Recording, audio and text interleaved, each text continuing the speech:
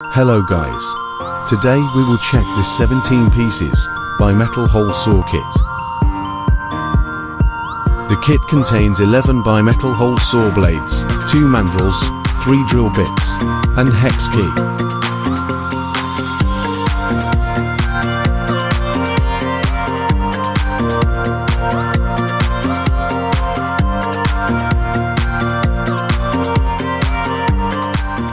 Firstly, how to install the drill bits.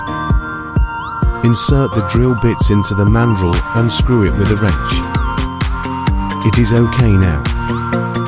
Secondly, install the hole sawing correctly. Look, the holes are not aligned, so the installation is wrong. Let's see how to install it correctly.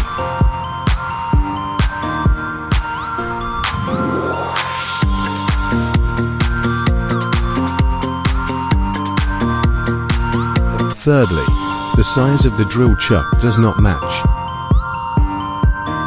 Choose the 13mm for the chunk of the electric drill, then it will match the hole saw very much.